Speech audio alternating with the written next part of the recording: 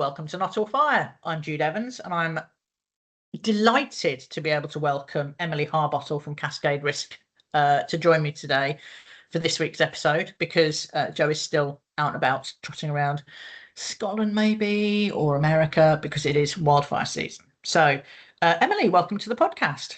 Hi Jude, lovely to be here. Excellent. So for the people who don't know you, would you like to give us a brief rundown of who you are, what you do, and how you got to doing where you are? Okay, gosh, where to start? Who I am, that's a very deep question. Well, Cascade Risk Management is essentially, we are providing services for safety case work within the housing sector. But how did I get there? Because it's not somewhere I probably ever thought I would end up, or even sort of knew about when I was younger. So my I guess my career, my work journey, I'm not going to give you a background on my family or my school or anything, I joined the army, basically. I was sitting in our common room at school, and two of my friends were off to Australia on a gap year, and I thought, you know what, I want to do something slightly different. And I saw a leaflet with a picture of a girl in a canoe, and I thought, oh, what's that? And it was a join the army. Oh, how fun. So I was obviously prime, like, target material, because I thought that sounds fun. So I did. That was for a gap year in the army. So as my friends used to say, I'm a proper army nerd. So I did a gap year, went to university, studied French and European studies. So I did cry the day we left Europe. Yes. Yeah. Anyway, let's not get into Brexit. No. But I then joined the army proper. So I joined the Army Air Corps and trained to be a pilot. Oh, fun. And yeah, it was good. So I flew Lynx helicopters amongst doing other jobs. And then I trained to be an instructor, and it was just such a brilliant job. And people now say to me, would you recommend that to they say, my daughter or whatever is thinking about joining the army. And absolutely, it's such a brilliant career, especially, it's definitely a young person's game, I'd say. Yes. But lots of like-minded people having adventures, and just, do you know what I really like? Where were you based then? Were you based just in the UK, or were you based, did you go to Canada? Did you go out to, I suppose I know it from the RAF side of where we're based, but obviously you're based in the army all over the place. Yeah, and the RAF, they do tend to travel more actually than the army, especially as lots of bases have closed. But I spent time in Germany, and I was posted to Northern Ireland for 2.5 years, which was actually really fun. Belfast is a great night out now. And did a tour in Iraq. I was an instructor at Sandhurst, so I taught at the academy for a couple of years. Nice. And then I did go out to Brunei, but that was actually with my husband. He was posted to Brunei, which was amazing. So yeah, loved living out there, and just various places around the UK really. So Suffolk, Middle Wallop, all those. Oh yes, famous places where there's Salisbury places where there's lots of helicopters. Yeah, Salisbury. Yeah. All those people noise complaints about our helicopters. But the last job I did, I worked for the Military Aviation Authority. So that is the regulator that was established post the Nimrod accident in Afghanistan. I don't know, Are you familiar with that? Yeah. I'm familiar with that because of having done aerospace engineering and then been into aircraft investigation and various different bits and pieces. And I'm going to say, I think we did the Nimrod crash as one of our case studies at uni when Joe and I did our masters. Okay. Because I have vague memories of things about where the tanks are in the wings and bits and pieces like that. Yeah. So it was to do with fuel and fire suppressant. I'm going to totally simplify now, but in the bomb bays. And it's a really good case study so we'll get onto safety cases, because the Haddon Cave's findings were essentially that there was a lot of focus on equipment, but not on the sort of holistic operation of the aircraft. And people made decisions to not implement certain safety measures who were then not necessarily accountable for those decisions, and maybe didn't have the full picture when those decisions were made. So it became this tragic accident, 14 lives lost, but it was totally avoidable. And so Haddon Cave, he did a review not dissimilar actually to Judith Hackett's review, and recommended an improved safety case regime and establishing an independent regulator. It's like, I hear echoes. My goodness me. yeah. How funny is that? Yeah. He needs to reinvent the wheel. Oh, how interesting. Yeah, no, I do remember doing it now. I mean, it was 10 years ago, so I can't remember the details. Yeah. But it's certainly, again, it's why we like doing case studies. It's why we like revisiting to understand why we are where we are, because to understand how legislation comes in and how regulators come in, which is now how we have so many regulators now, but to understand why we do the things we do, we need to look back that key 18 months to see what happened 18 months ago that was the trigger for building now what we do. Yeah, that's it. Like aviation regulation, people say it's written in blood, and essentially it is. I mean, if you look at one of the first regulations that ever came in was that you've got to wear a helmet. I think this was, sort of open cockpits and things, because one of the first flights or first accidents was, there were two, I can't remember the details, but somebody was killed. One of them was wearing a flying helmet and the other one wasn't. Like a bird strike or something.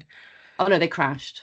Oh, this is right back in the days of balsa wood and running off the end of a pier to try and gain flight, sort of thing.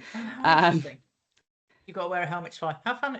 But that again, when we've talked about this before on the podcast, we've talked about like shipping safety and air safety. It's across the world, whereas when we look at building safety, it's very much country by country. So if you have a big shipping disaster or a big aircraft disaster, it absolutely goes everywhere. Yeah. And every country buys in, and whether it's the manufacturer, whether it's the designer, whoever builds in wherever, you have standard regulatory guidance, I suppose, all around the world for aviation and for shipping, but we don't for buildings. Yeah, and I suppose you could argue that an aircraft, if I'm British Airways, I'm flying into your country, so you want to know that you achieve certain standards. And actually there are airlines that do not, that they're basically blacklisted. So there are lots of sort of regional airlines or airlines from countries that we don't let them into our country because we don't believe their safety protocols are sufficient to meet European airspace requirements. Yeah. So you might not know this because, and we have laughed about this, and it's no derogatory thing. We have, you don't listen to podcasts. But I worked for Airbus doing my placement year at university. Right. And one of the things we used to do is, if you've got an aircraft on ground, or you'd have to go and find part numbers, or you find bits and pieces. And so you'd always look up where you'd always be interested in where an aircraft was on the ground. And then some of the team that I worked with would get sent out to whatever airline around the world, and they would try and repair it. And there were certain airlines, they would always be like, oh my God, I've got to go out to this African one, or I've got to go out to this South American one. And they're just like, oh no, it's going to be a nightmare, because their processes. I mean, there was one, I want to say it was the South American one. I can't remember which.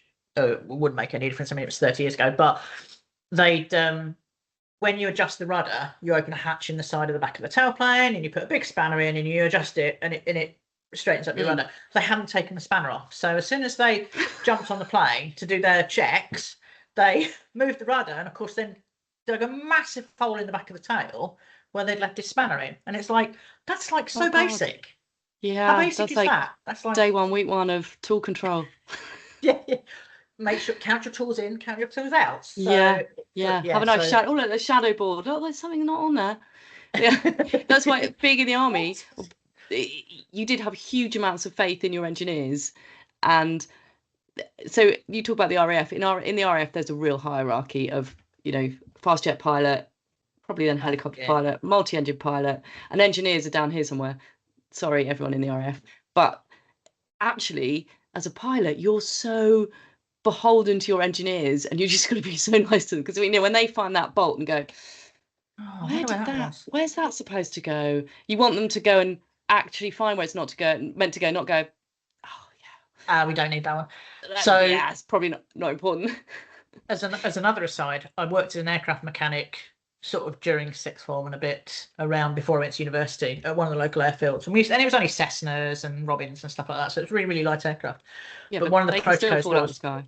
Absolutely. If you worked on that aircraft, you went up on its test flight.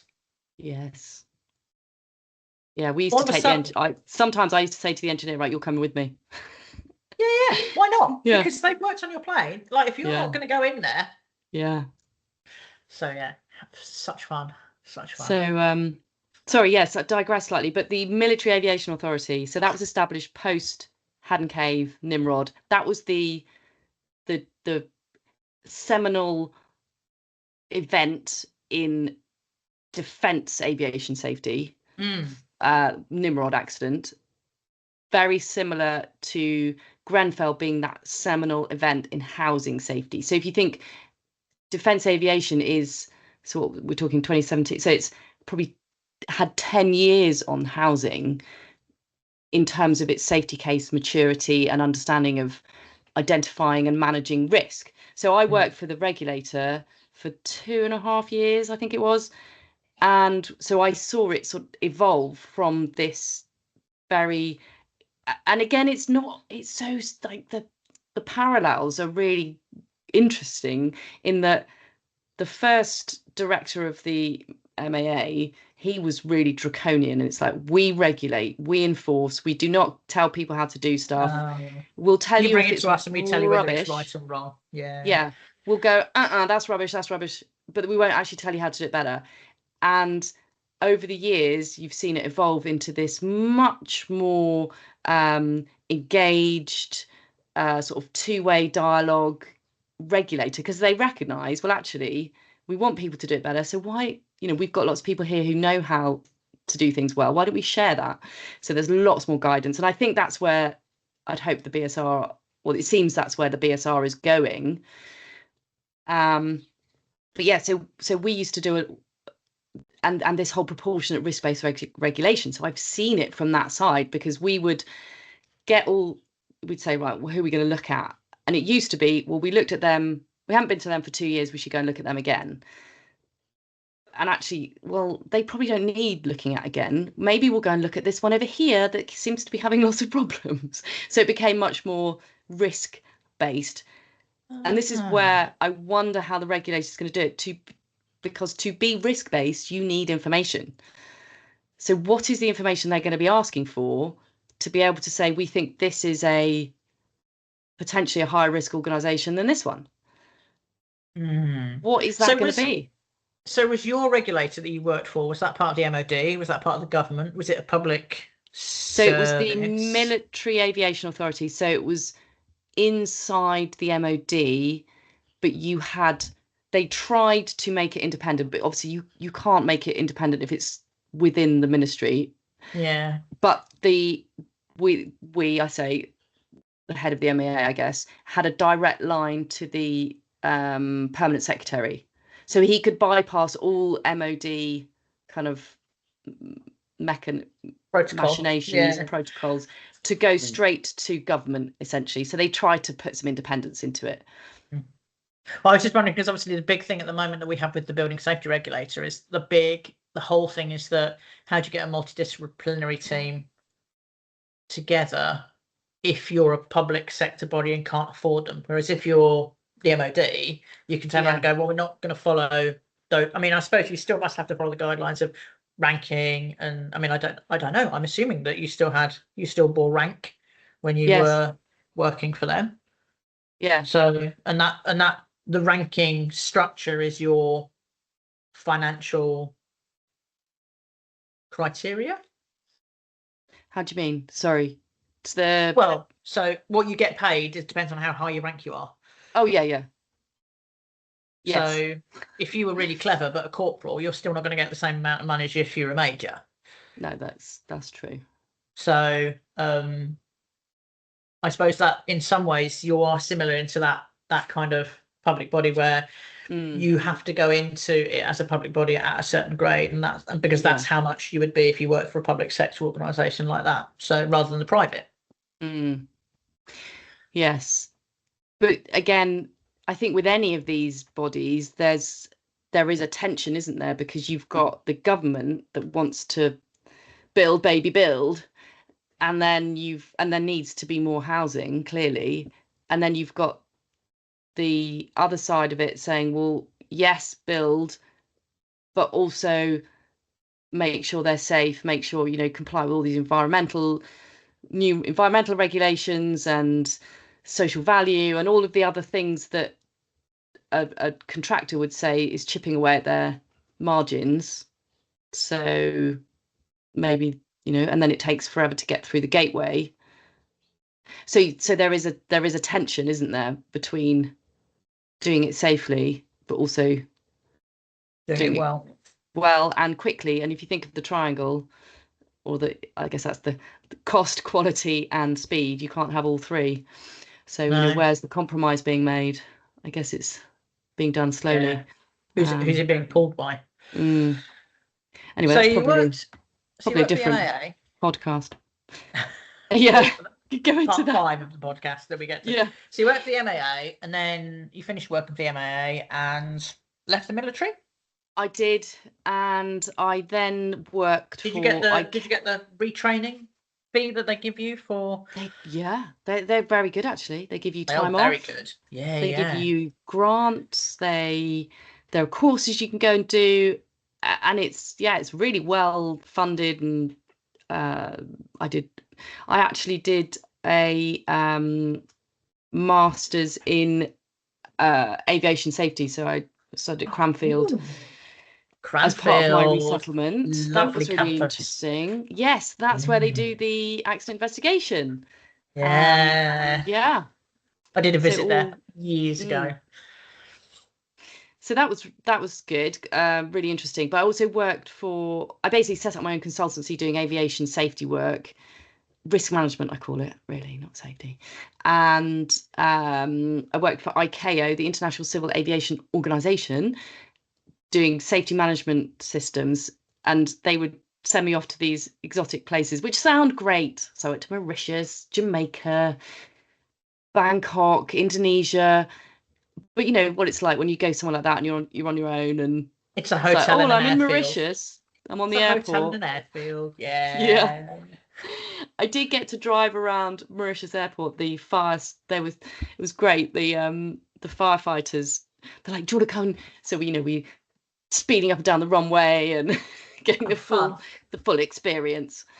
But then, so I then did some work. So I actually co-founded another company with 3 other people you may have heard of, called Risk Flag, and we got into safety cases, or we were doing safety cases. We were actually doing safety cases in aviation, and saw the regulation coming in to housing because we were looking at other markets. Where else does safety case work? And we saw it in housing, and then we set it up in the housing sector. So I subsequently parted company from those guys. They're still operating Risk Flag, and I set up Cascade Risk, and that's really how I am here today. So when was that? Like 2022, sort of midway through 2022, I guess. And I tell you what, I have learned so much since doing it. It's absolutely fascinating coming into a different sector, a different culture, different terminology, learning all about structure and fire. And I'm not professing to be as competent in any of these things, but it's really interesting. Necessarily what you need to do, is it? I mean, it's a bit like the classic project management scenario, or any manager really. You don't necessarily need to be an expert in anything that you're talking about as it were.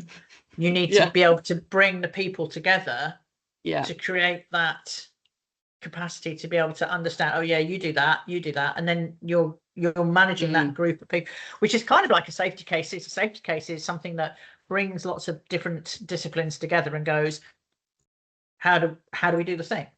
Yeah. And I think that's the expertise that I do bring.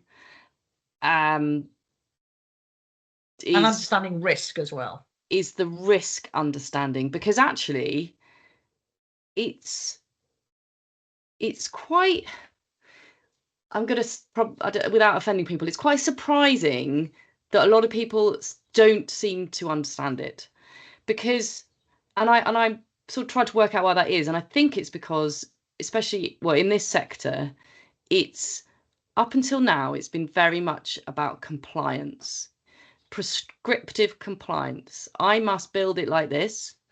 It must satisfy these criteria, or if it's existing, I must do these checks with this frequency. And that was deemed to be a sufficient level of safety. Now, of course, there's nothing wrong with that, but what happens is something like Grenfell that just reveals the weaknesses in a compliance-based regime. Yeah. I think also it's because everyone works in silos. Yeah. Fire engineer is a silo, compliance is a silo, structural engineering is a silo, estate management, tenancy management is a silo. All of these people are in silos.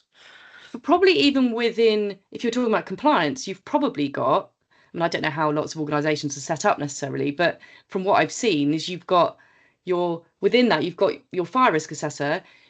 You might have somebody who's checking fire doors, somebody else who's doing Legionella, somebody else who's doing asbestos. Yeah. And they're not necessarily talking to each other and saying, oh, do you know, I saw this thing. What's the implication of that? And when you start asking these questions, I'm just trying to think. I was in a building the other day, which is a stay put building, and I'm just saying, well, okay, so it's stay put. Why have you got a manual call point and smoke detectors in the corridor? Like, oh yeah, I don't know. So is there an AOV? No, there's no AOV. So they're not triggering a smoke control system. Will they go off? Yeah, they'll go off. You want everyone to stay in their flats, and they're like, oh yeah. Oh. And welcome to my world. so it's sometimes having a person who perhaps doesn't understand it so well come in and go, can you just explain this to me, because that doesn't seem to somebody outside of the you get too much into it. That's again, which is why having an external fire risk assessor, an external consultant come in to review and audit your building is sometimes really, really useful, because you become complacent and you just go, well, it's always been like that. Yeah. Oh yeah, no, yeah, that's just Dave doing that. Yeah, that's just so yeah. So here you are now, and you provide safety cases. Yeah, and you provide support. We've got software that actually where we're trying to go with it. So that's for safety case, because the other thing, and taking the lessons again from other industries, particularly defence, aviation, is that a safety case, and sometimes it's hard to get your head round. And I think I wrote an article called "Backed into a Corner," like that, that the regulator has BAC'd itself into a corner by issuing a certificate, and everybody just wants the blinking certificate. And once you've got the certificate, gosh, that needs to do anything exactly. Yeah. So who owns the risk in a building? It's supposed to be the principal accountable person or the accountable people. But if you as the regulator are giving them a certificate, it's almost like you're saying, we have said that what you've done's enough, and you're taking... It's almost like the old fire certificate, really, isn't it? And so if you look at in defence, there's no certificate. It's just a review of the safety case, and the regulator will say, I think you might get a letter saying, following our review, we feel you meet the intent of the regulation. That's it. Perfect. That's all you get. today, not tomorrow, but today. At this point, when we were there on this Yes. day, you were kind of like a fire risk assessment, which is really only valid the day that you attend, because tomorrow you'll just leave loads of open cans of petrol lying around in your workshop. Obviously, you wouldn't do that, though, would you? Oh, you'd be surprised. Some of our clients are very, very dodgy. But it does hark back to the kind of people that say, well, I've had a fire risk assessment, and you send it to them and they leave it in their envelope on the shelf. And then the next time you come in, they say, I still have my fire risk assessment. And you're like, but you've not done anything. You've not done the action. No, exactly. That was an assessment of the risk. That was all it was. So that's, that's what my slight issue with the safety case is. And I'm guilty of this as well, of on LinkedIn going, oh yeah, we got a back. It's like, well, is that really a sort of celebratory worthy? Actually, what you're saying is we are complying with the regulation. Well done us. Well, I mean, in the nicest possible way, we do celebrate that because so few people seem to have them. Okay, yes. And I think it's interesting that the regulators come back and said they see too much focus on the process and not actually the essence of what a safety case is. And I think, well, if you hadn't offered, so when they first came out with it, it was going to be a building, what is it now? It's a building assessment. It was going to be a building acceptance certificate. Yeah. And they realised actually it's not for them to accept the building. And then, in their press release, they say, but remember, the back isn't the end goal. That's not what you're trying to achieve. But that is what everyone's trying to achieve. And then you get insurers going, well, have you got a back? Well, maybe we won't insure it until you've got a back. That sort of behaviour is really worrying. Because I would say, I was talking to, sorry, interrupt me, I'm sort of on a roll now. But okay. I was talking to somebody and big organisation that buys up lots of properties, so investing in buying properties. And they were talking about the due diligence that they have to do and how much it costs when they're buying a building. I said, well, do you ask for the safety case?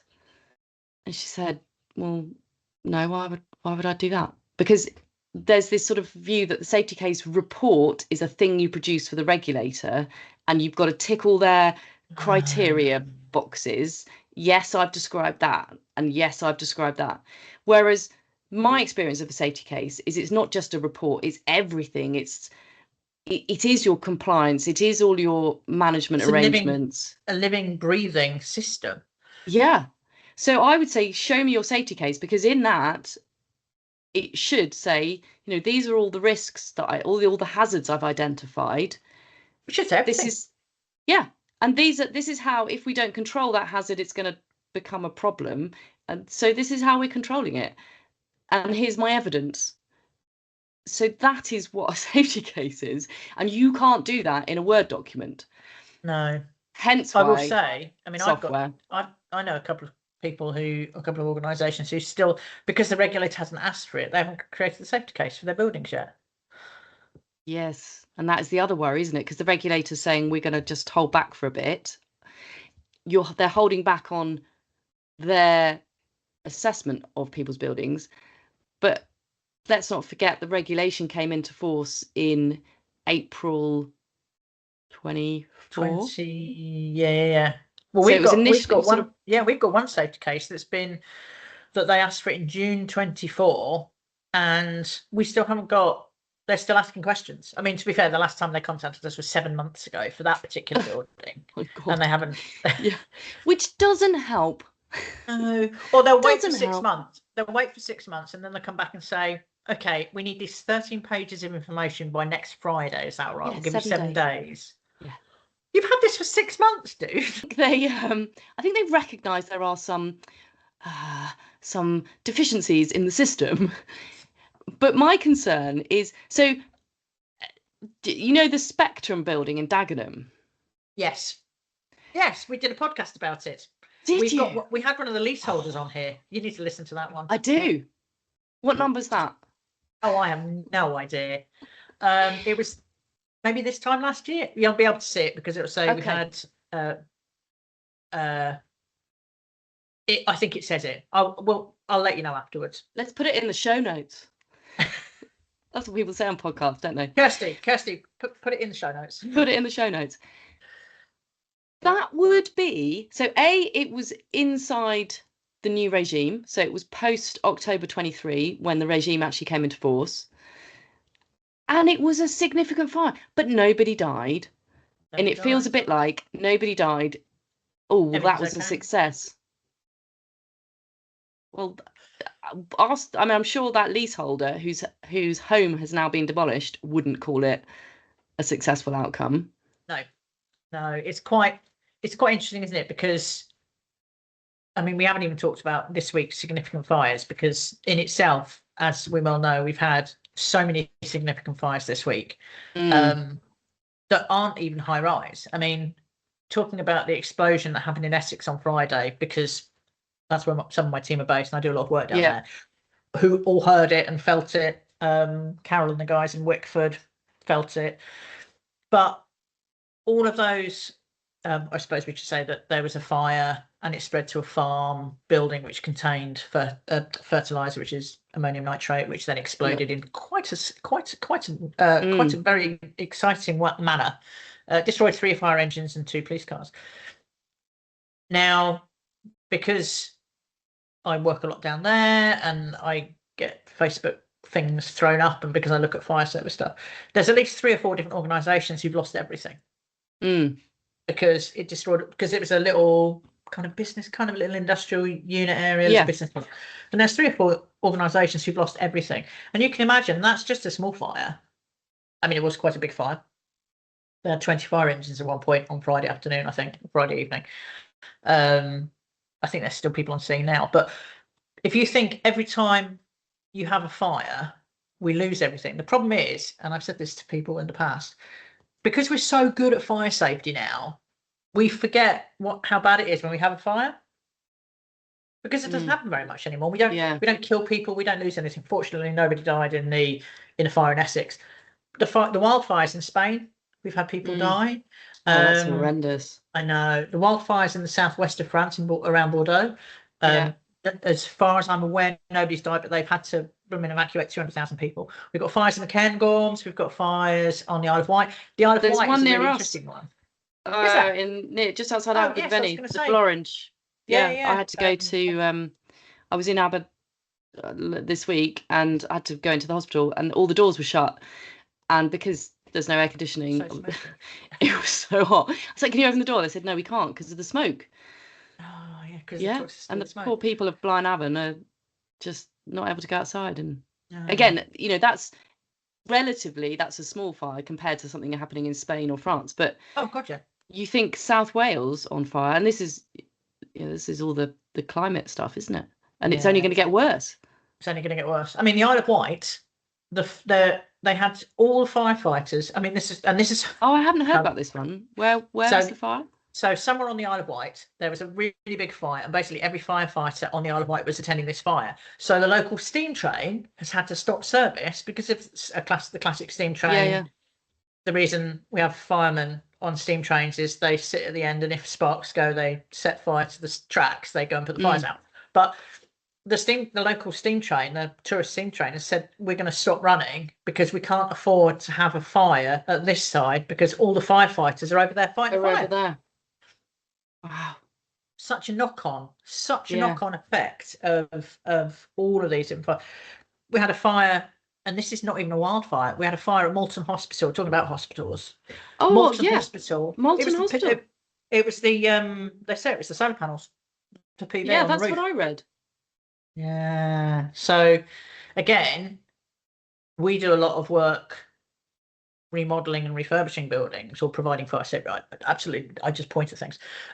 We provide guidance on what to do, and the whole thing is that you've got to make sure again that when you're putting PV on buildings that you've got the correct separation, and you've got nothing else that could be that, like putting PV on green roofs, which we've seen in the past. Well, they're drying out because there's not enough water. I don't know if you're in a hosepipe ban. We're in a hosepipe ban over up here in sort of Northamptonshire. Yeah. But quite a lot of the east side of the country is all on hosepipe ban. So if you're on a hosepipe ban, actually, how do you manage your building that's got a green roof or green walls, which we see on lots of tall buildings now? Yeah, because then there's this. I'm going to call it a conflict, but between the environmental side and the safety side. And both clearly are valid, but it's when they interact and you haven't understood the potential hazards.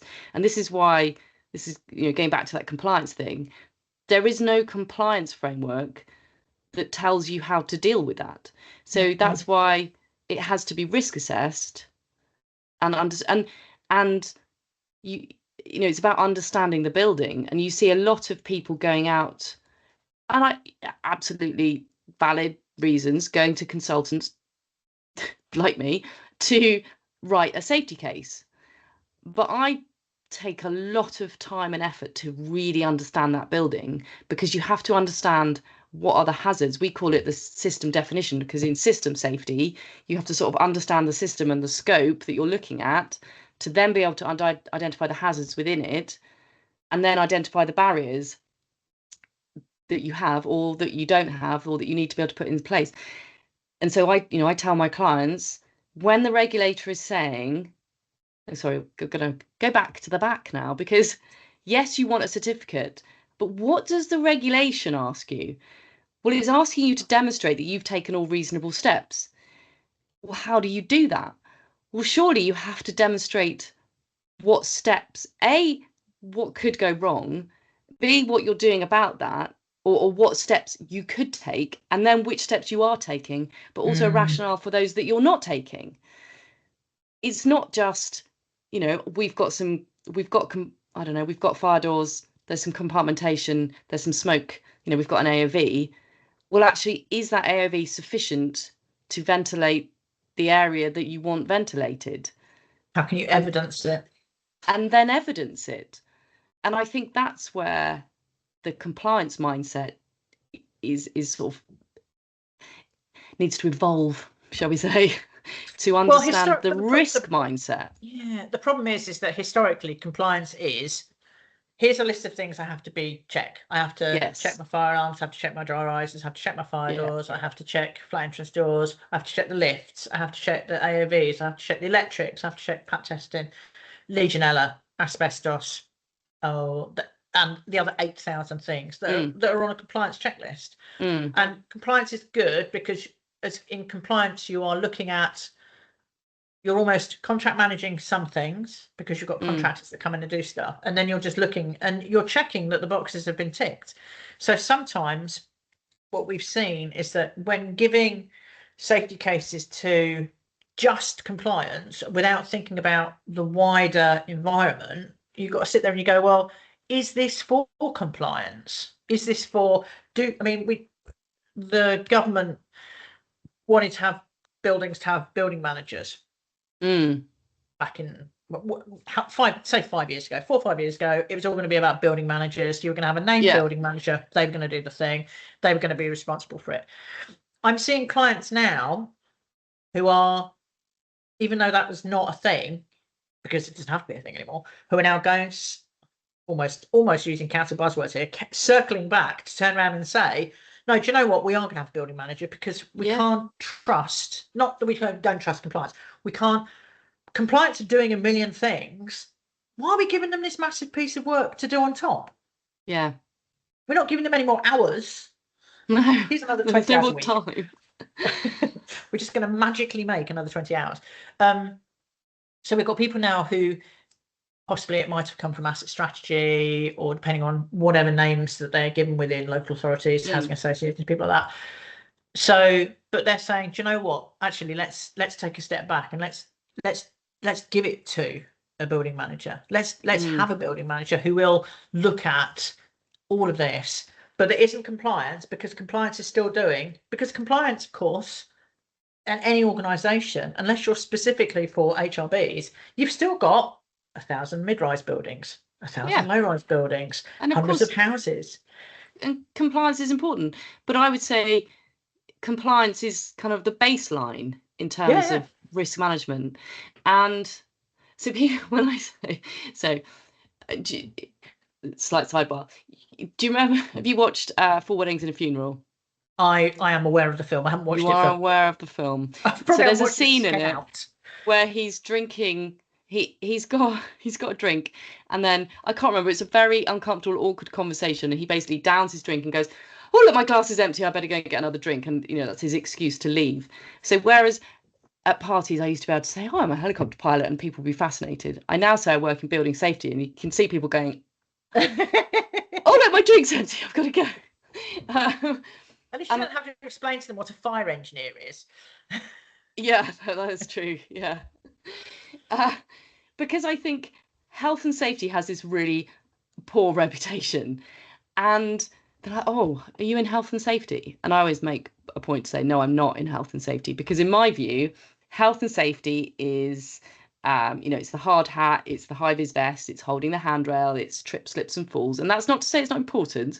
It's just not what I do. I'd say what I do is risk management, and it's so I don't. Do you know that in the Deepwater Horizon Macondo rig that blew up in the Gulf of? I know. Again, I know quite a lot about that. Was it the Gulf of Mexico? Yes. Is that now called Trump's Gulf? I don't care. It's the Gulf of Mexico. It's the Gulf of Mexico. America. No, anyway, let's call it the Gulf of Mexico. It was at the time. So in 2020, and on the day of that explosion, there were people there from BP and from whoever else, because it was the rig was owned by somebody else. Yeah. They were presenting an award, a health and safety award, for however much time of no lost time injuries. Oh, brilliant. Yeah. So everybody had been holding the handrail and wearing their high vis and putting their hard hats on. And yet, did they know what was, had they drilled the hole properly? Had they filled, had they got the blowout preventer in the right place? Did they know what to do if something actually went wrong? And all of the risk management stuff was clearly not being done properly. And yet, so there's this sort of paper safety, and then there's the actual risk management. So that's that's what I'm really interested in, and that's what I came to find fascinating when I was at the MAA, was how do we prevent accidents, basically. And I don't mean, yes, of course, an individual having an accident is something we want to prevent. I'm talking about catastrophic, tragic disaster events. Yeah, exactly. I'm actually reading, I don't know where it is, Lucy Easthope's book, When the Dust Settles. Do you know her? Oh yeah, I have heard of it. Yeah, it's very good, about post-disaster management. Yeah, so that's what I'm interested in. I'm interested in looking at buildings from a very holistic point of view to understand how things interact. And then and my other sorry, it sounds like you didn't ask me to come on here and rant at you, but there is this.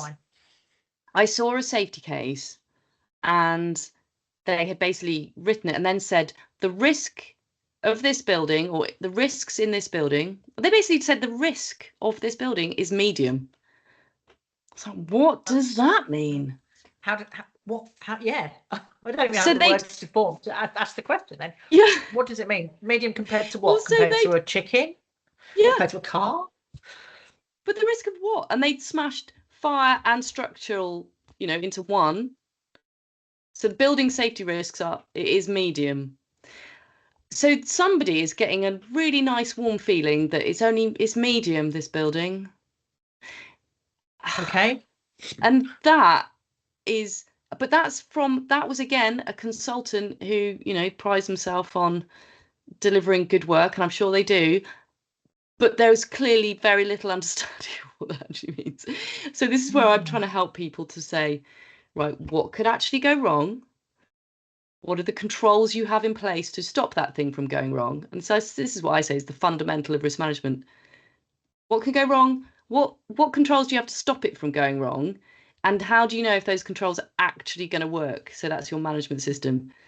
There's a lot behind that, clearly. You've got to do the hazard identification, and then it's like. But then if you think of it like, so I read another good book. It's up here. Hold on. General Stanley McChrystal wrote a book called Risk. Admittedly, it's very much a military I thing. think But I think Joe's talked about that one before. yeah, That very much sounds like one he would have on his bookshelf as okay. well. It is. He has a quite an interesting perspective because he talks about understanding the threat and your vulnerability to it, and that's the risk, not the likelihood and the severity. So the threat being, for instance, people cooking in their flat, or general domestic activity. How serious is that in terms of causing a fire? How vulnerable are we within our building to that leading to a fire? So then you're sort of looking at it from the perspective of, well, actually, we're probably quite vulnerable in the sense that inside their flat, there's not a lot we can do. No. In a general needs block, we can advise people how to be safe, but if they choose not to be safe, or if they accidentally do something, these things happen. But how vulnerable are we to that fire spreading? And then it's all the questions of, how good's the compartmentation? How good's the fire doors? How can people? So you're then saying, like, you want to reduce how vulnerable you are to something, and then that tells you how much risk you're carrying, and whether that's a 1, a 5, a 20, bananas, medium, low, likely, never going to happen in 100 years. That sort of doesn't matter, because actually what you're understanding is, in this building we're really vulnerable to that problem, in this building we're a lot less vulnerable to that problem. Yeah. And it's just a different way of thinking about it. Yeah, because then you've got some kind of definitive level of understanding. It's like whenever I do a fire risk assessment, I can turn around. Oh, let's say I go to schools, do lots and lots of schools, and I can turn up to a school and I can go, there's no compartmentation, there's no fire doors. However, they've got an all singing, all dancing fire alarm system and a sprinkler system, and every classroom's got a door directly outside. So do you know what? The risk is low because the risk of the building is high, but the risk of the people, because that's all I care about, life safety. The risk of the people is low because the alarms will go off and the fire will be identified very fast. People will evacuate very fast because we do this all the time and they're really trained. They'll get out. The building might burn down, but all the people will be safe. Where we're looking at it from a building point of view, because it's almost, we're not looking at life. When we do a safety case, we're not looking at life safety. We're looking at building safety. So we are looking at life safety to a degree, but we're more looking at building safety. And do you agree?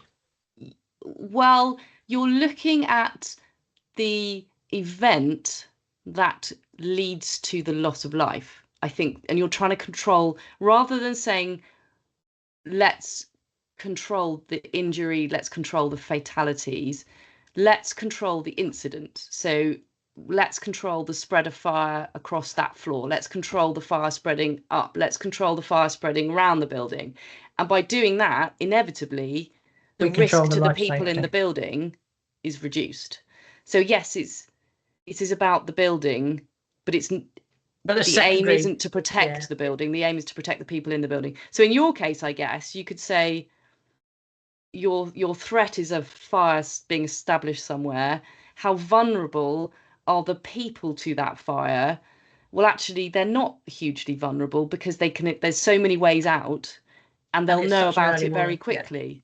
But if you're saying how vulnerable is the building to the hugely potentially vulnerable. It's a lot more vulnerable, although you said you've got sprinklers, so maybe less so. But it's just, I think it's a really nice way of looking at it and helping people to understand the sort of the level of risk that you're carrying. Because as we talked about in our warm-up chat, no building is, even new builds, nothing is 100% perfect or risk-free. So there's always compromises, but it's like, how vulnerable are you and how much risk are you willing to take? What is acceptable to you as the accountable person? And that's, again, a really new thing for people to be considering. It is. Well, thank you so much for coming on the podcast. Oh, it's been my pleasure. And we could talk about this. We could talk about this all day. Luckily for your listeners, we're not going to. Well, I'm going to say this is what we say to everybody, because we get about this way and then everybody's just like, oh no, we need to keep talking. So we may well invite you back at some point. Joe will have a million questions, not least about being a helicopter pilot. I have absolutely no doubt. And in fact, even Sharon, who used to teach helicopter pilots to get out, she's a diver. So the dunker. So she used to teach people how to get out the dunker. Oh, that's terrifying. So maybe I'll have to get you two on to talk about the old days. But anyway, before we go, I just want to say to everybody, there's 2 public consultations that are out at the moment. There's a consultation from MHCLG on views on proposed changes to emergency repairs on HRBs, which I was going to bring up, and then we obviously have run out of time. That's a 2-month consultation. So they're looking at what constitutes an emergency repair, because at the moment what we're all doing is we're all saying everything's an emergency repair and getting it done so we don't have to go through the gateways, and I think they're looking to limit that. And then the second public consultation is a 3-month consultation, which is about fireworks and pyrotechnics. They're looking to reform the firework legislation, which is obviously relevant to us because we keep having firework fires. So, Emily, thank you so much we're recording this on a Sunday morning because literally our schedules this week are mental. So we're both driving to Essex at different times during the week, so we can't record. So thank you so much for coming on. Jude, it's been a pleasure. Thanks everyone for watching. Thanks everyone for listening. If you've got any questions or we want to contact Emily about any other questions that you might have, we'll try and keep up. Email us at notallfire@gmail.com. You can contact Joe and myself on LinkedIn, the internet. And thanks everyone for listening. Thank you, Emily, again, and see you all next week. Thank you.